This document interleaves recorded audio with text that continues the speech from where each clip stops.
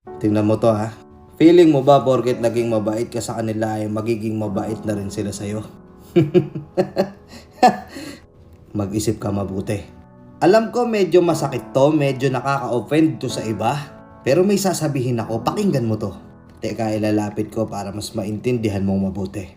Wag na wag kang basta-basta mag-e-expect sa mga taong nakapalibot sa'yo na naandyan sila para sa'yo. Na naandyan sila kapag may problema ka. Na naandyan sila kapag kailangan mo ng tulong. Wag na wag mong i-expect na naandyan sila para sa'yo. Porket nandyan ka para sa kanila. Porket one call away ka lang para sa kanila. Porket may problema sila, hindi ka nag-aatubili na lumapit at tumulong sa kanila. I-expect mo na nandyan din sila para sa'yo? Pag-isipan mong mabuti. Kasi hindi lahat ng taong tinulungan mo kasing buti mo. Hindi lahat ng taong tinulungan mo kasing busilak ng puso mo. At yun ang totoo. Kasi alam ko naman na minsan sa buhay mo may mga tao kang tinulungan pero walang utang na loob. Andyan sila kasi may napapala sila sa'yo. Andyan sila kasi kapag nagsabi sila sa'yo, isang beses lang, isang sabi lang, nandyan ka para sa kanila. Pero kapag ikaw na may problema, kanya-kanyang kalasan na yung mga yan. Kanya-kanyang exit na. Kanya-kanyang dahilan na hindi sila pwede. Pero ikaw, kilala kita eh. Oo, kilala kita. Ikaw yung tipo ng tao na isasantabi mo yung mga importanteng bagay na dapat mong unahin para sa mga taong gusto mong tulungan. 'Di ba? Mabait ka kasi. At hindi kita masisisi kung mabait ka. Pero alam nyo kung ano masakit na realidad dito sa mundong to? Kung sino pa yung mabait, siya pa yung inaabuso. Kung sino pa yung mabait, siya pa yung napagsasamantalahan. Ngayon, dahil nga nandyan ka sa kanila, present ka palagi, hindi ka nawawala. Ikaw yung takbuhan nila kapag may problema ka, pero kapag ikaw na yung may problema, wala ka nang malapitan. Kaya oo, totoo yung sinasabi ko nung umpisa. Don't expect people to be there for you just because you are always there for them.